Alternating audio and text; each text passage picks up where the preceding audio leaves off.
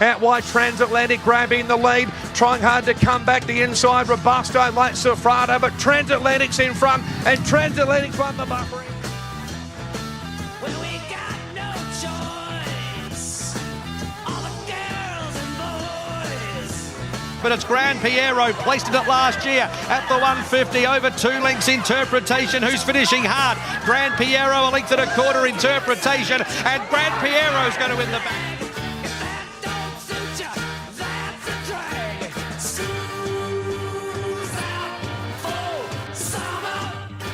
Here comes Diamond Scene and Hemlock Stone down the outside at any old odds. Diamond Scene, Hemlock Stone, Diamond Scene in a great finish. A boil over, Hemlock Stone.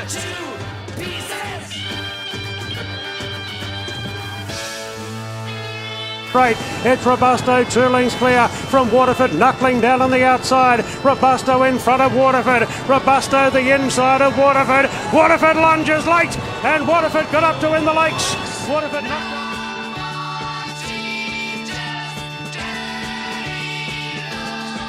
It's Our Time's putting in the big bounds. Parade's lifting an Aztec Ruler. It's Our Time goes to the front from Aztec Ruler. It's Our Time has just won the standing.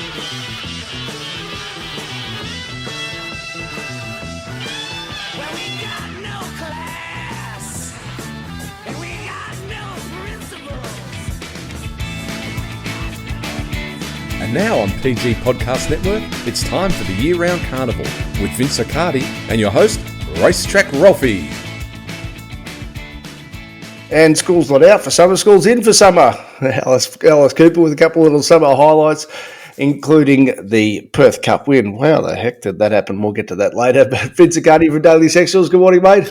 Yeah, good morning, Ralphy. Here we are, enjoying the moment. That's all we can do. Now, of course, no, we were originally going to be doing it this morning because we're going to review the Big Magic Millions Day, which is now on Friday. We've done the podcast for it. What we'll do, so it's 2 options here. If you do still want to get the podcast, you can get it via racetrackralphy.com.au. If you're an existing Daily Sexuals customer, you can get an audio-only top-up. And on Friday, we will do an extra podcast just with some clarity about track conditions. Of course, this time last week, we thought the heavens were going to go open up, and they certainly did. So if you already bought it, don't worry, you're getting nothing changes because you'll get the update on Friday morning. But Vince Flemington had the Standish, the old boy. It's Our Time. He's just a beauty. Wind him up, take him to Flemington, put him on a good track, and he runs to his absolute best. How did Flemington actually play before we get to that racing specifically? I felt that it played superbly when you look at the setup, Ralphie. It was pretty much rock solid. G4, slightly better, and definitely 200 metres to the finishing line were, I would say, right in the middle. I'd almost call it G3. So, yeah, very, very good as far as the actual tracks per section played. In terms of the profile from where you needed to be, it was really interesting, Ralphie. Like, the non-straight races, it just seemed like everybody was coming out of, like, lanes 9 and 10. I just thought that was really amazing how all the winners came from those couple of lanes. And then, of course, the straight races, you had situations where they were, 19, 20 off the fence. I'll tell you what, it just only because we're not under pressure of the big races reviews and all that, there was one that really amused me at race 7. Kiko, they scratched it because there was a track upgrade from good 4 to good 3. I mean, what do you expect at this time of year? Is that what happened? I don't know why the stewards allowed it. It wasn't like, at the Gold Coast, fair enough. You're hoping it's a dead track, it's a heavy 10 or whatever, but no, it was going to be good all week. It was going to be 30 plus all week, and scratch it. Oh, wow, that's crazy. Of some. Anyway. Yep. The Standish, It's Our Time. He's just a beauty. Like I said, when you filter out his figures and you just have a look at what he does at Flemington at 1200, that's just his absolute sweet spot. What did he do on Saturday? Yeah, how true is that, Ralphie? It really is when you look at a profile like this horse. Well, first of all, in terms of overall performance, it was pretty solid, Ralphie, plus 1.3, best of the day. And that first section, I mean, this was probably the big key. 7 lengths below benchmark, through the first 400 metres. I mean, the lead pace was 5.8 below. Even in the mid-race, between the 8 and the 4, nice move, nothing dramatic, about 6.3 lengths for It's Our Time. Last 400, excellent, +4. I just sort of sit there and say, okay, +1.3. It's actually pretty decent, Ralphy. Very decent performance. Historically, you'd have to say that's as good as you can go. And this is interesting. So, yes, I'm giving myself a pat on the back. This was what we wrote Caulfield Heath Boxing Day, Sizzlers.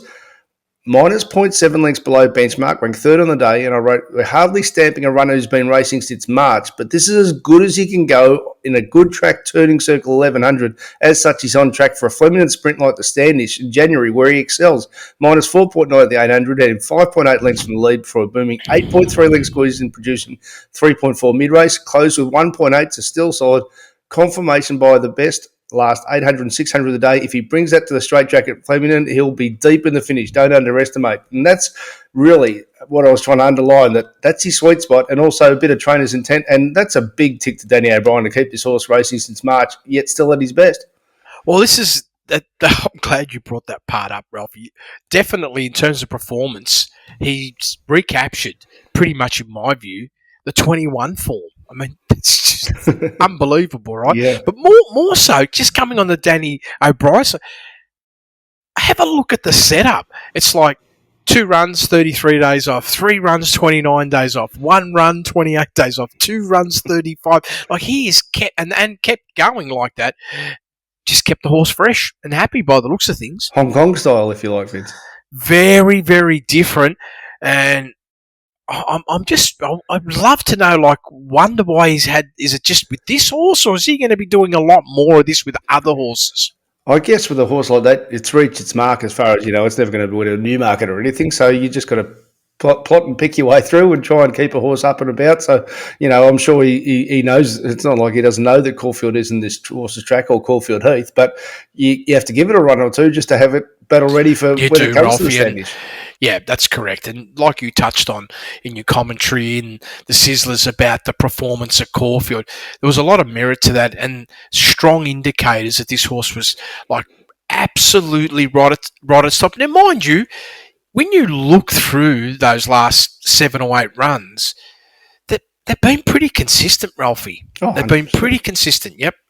So, Aztec Ruler. Now, again, we're just talking a bit of fundamentals as well as the horse specifically I'm keen to ask you about. What have we learnt from Perth horses? Sometimes, if they have one run in them when they get across, if they've been going through the summer, but on face value, you'd have to say, wow, that's a ripping run. In 2 weeks' time, there's the race, the Dillon, I like looking ahead, Vince, at Caulfield, 1,400 metres. You'd think that's this horse's absolute sweet spot. So how do you assess that run firstly before we sort of talk more broadly? Yeah, beautiful. Like, you're spot on, first of all, on the 1,400 metre point of view. But there it is. It's +1.2.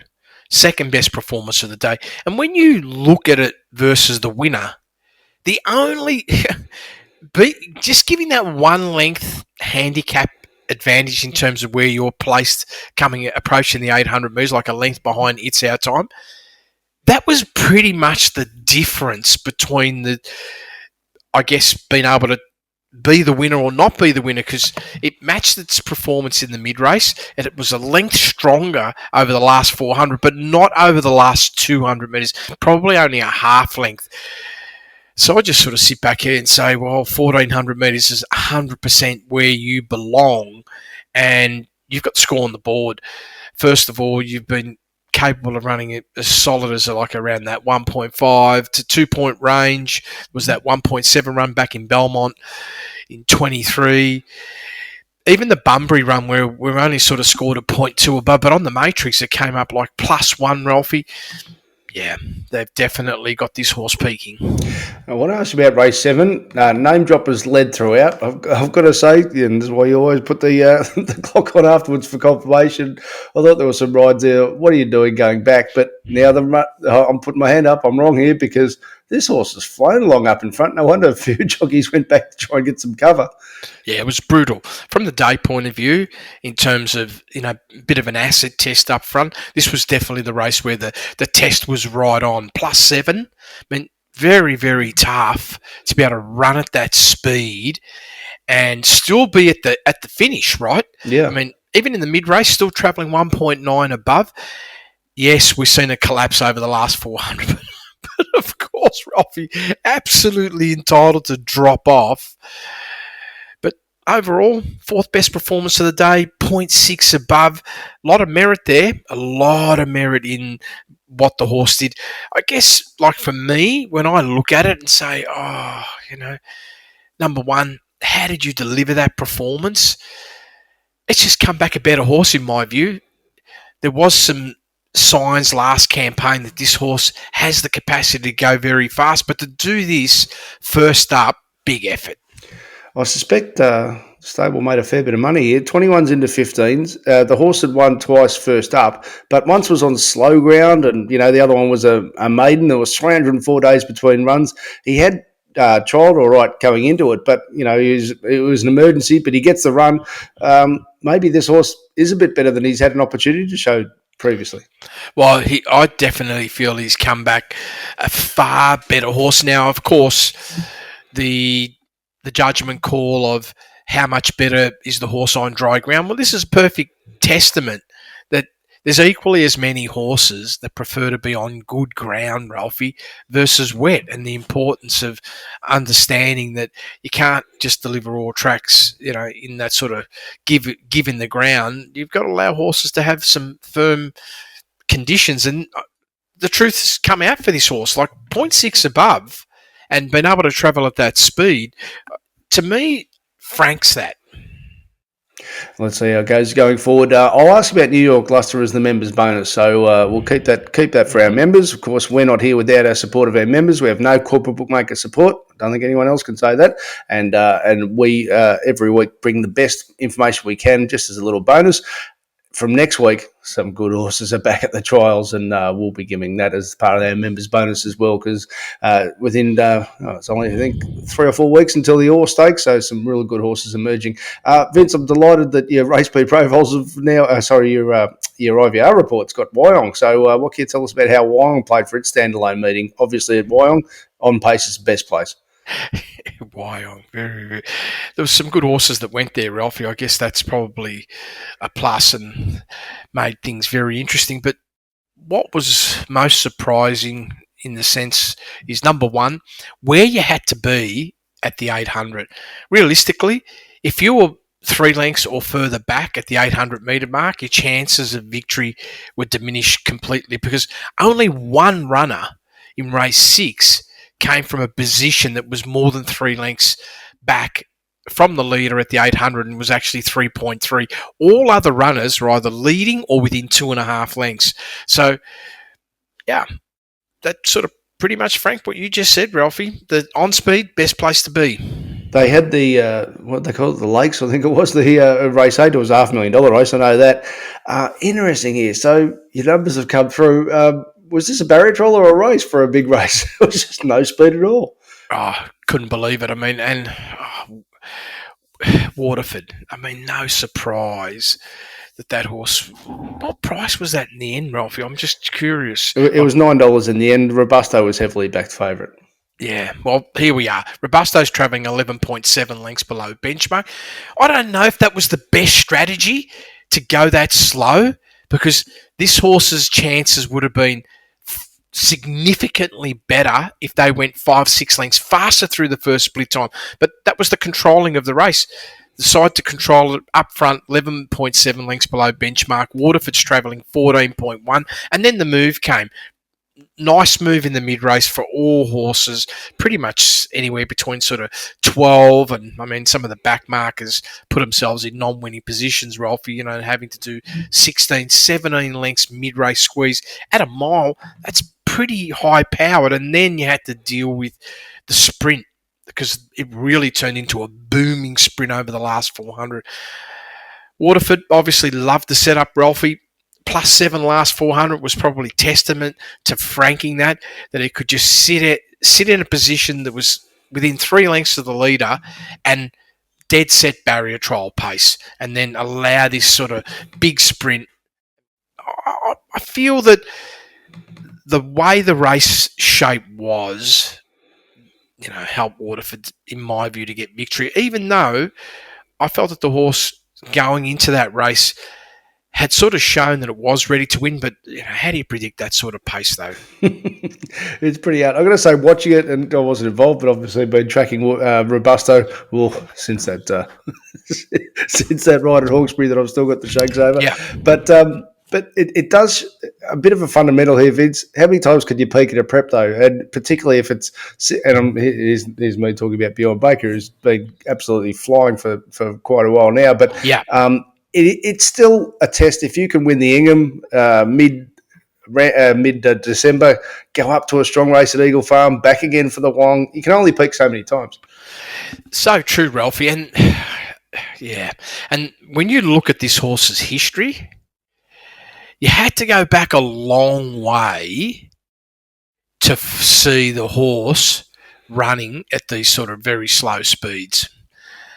And yeah. So he's just a horse that likes pressure. I just felt that if the horse showed more intensity through the first half of the race, and just I'm not saying making it a serious contest, but just make it a little bit more genuine, like 5-6 lengths below benchmark, I'd say Bjorn would have been smiling with another victory. Right, okay. Well, we'll see if he gives it a fresh nose. Probably no more races for it at the moment. If I can ask you to open up New Year's Day, because there's a few worth having a bit of a chat about from our little catch-up, because we've missed a few Mondays over the New Year's period. And starting with the Perth Cup race, what was that, race 5 in the program here? And they had to push the races back due to the stinky hot weather, and my goodness, Team Williams again at $68, or I think it was 86 best tote, Hemlock Stone, and actually the numbers come through. It's not a bad performance.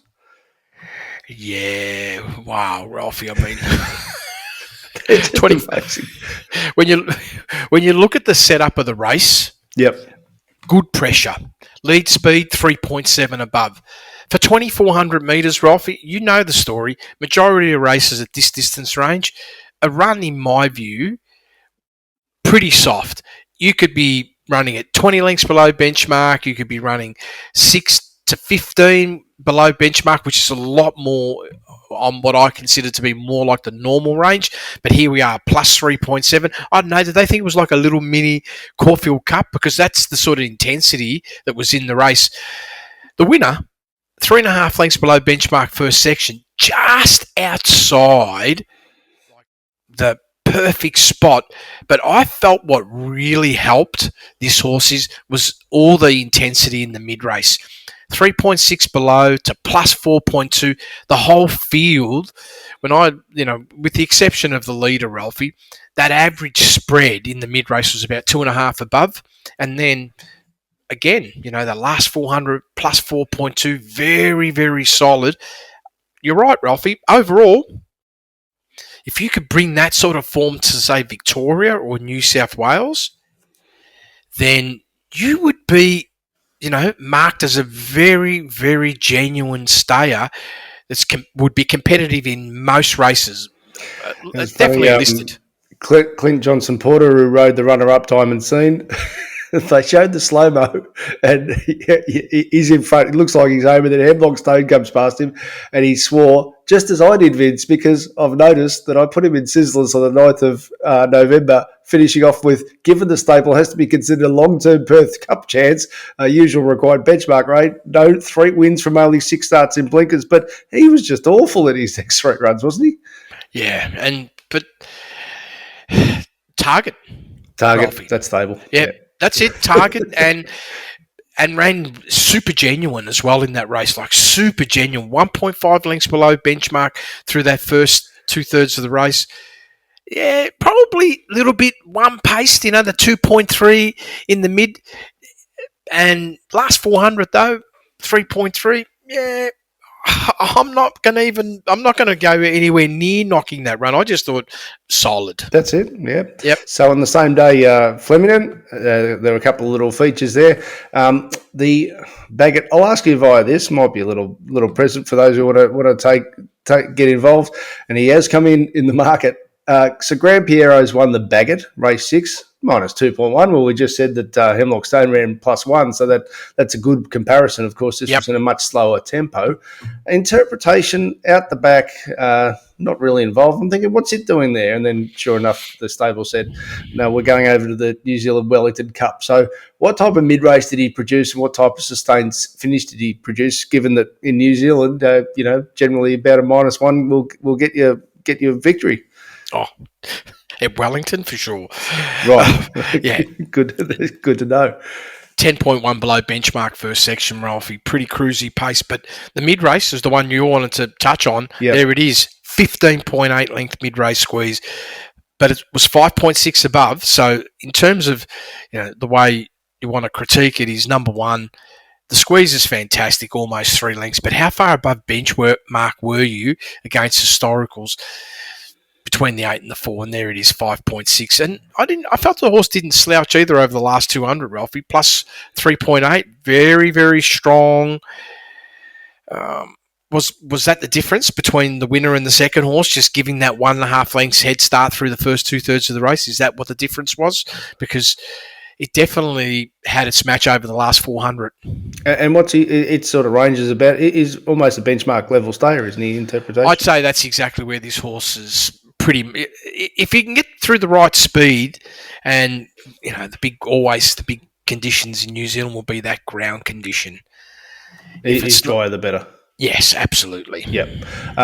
Race 4 in the program there was, what was it called? It was called the Kensington. Miraval Rose won. Oh, this stable, and they enjoyed the jockey change too with Craig Williams going on. This was a pretty fast tempo race and a good quality 1400 for this time of year. I loved it, Ralphie. Hard pressure from start to finish. All sections above benchmark. That's a good sign. I mean, the Raws were 6.2 above, like in the middle of the road. Nothing super lightning, but to be able to do it from start to finish without really breathing, plus 2.1 first split, between the 8 and the 4, plus 1.5, last 400, plus 2.6.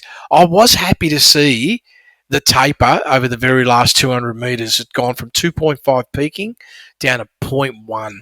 So it was a drop-off of 2.4 lengths last 200 metres. Just given me, from the way I'm looking at it, is I don't know if that's all the horse has got. I actually feel like there's more to come. Well, during the year, it really didn't come up in 3 runs, but in the late spring 2023, this is a lightly raced mare, and how often do we say it, that mares who can keep evolving as an older horse, and I think her best is in front of her, isn't it? I really do. I feel we've got one of those classics mares that could be just creeping up every season, and we're seeing the creep now. And the beautiful thing is, obviously, the stable had it in the right condition to be able to, handle good pressure race. And I just can't help but feel that +2's got to be a potential. Now, I haven't discussed this with you, but I know exactly what you're going to say, so I want to hit you on the chest with Yep. it. The Open was a short price favourite here. No doubt, the runs were good at Ballarat and at Pakenham, but had the big weight drop going in, and Jamie Carr, of course, so the robot's going to love that, and staying at 1,400 metres, tick, tick, tick. But what was the difference in the setup of Flemington compared to Ballarat and Pakenham? So which horse are we talking about, Ralphie? Sorry. Was the beaten favourite in that race. Ran 6th in the field of 7, and you think, low pressure in a field of 7. Wasn't the case. No. Well, it definitely wasn't the case, Ralphie. When you look at the setup, plus 3.5 through that first section, I guess that was the tail.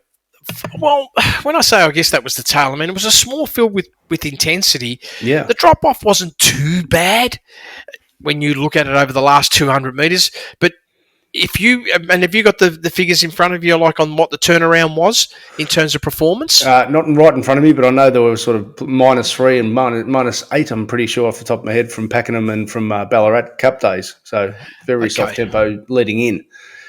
Just looking at that now. Here we go. Right, the Open. Let's just... Because I'm curious. Oh, there you go, Ralphie. Exactly, you were spot on. The 3 leading runs. I mean, that last run at Pakenham, 2.8 lengths below benchmark first section. I'm looking at this horse here. This horse has pretty much been at a new level in terms of early pace of 3.5, because It certainly didn't do it in any of its 3 runs. Pakenham 2.8 below first section. Ballarat 4.2 below.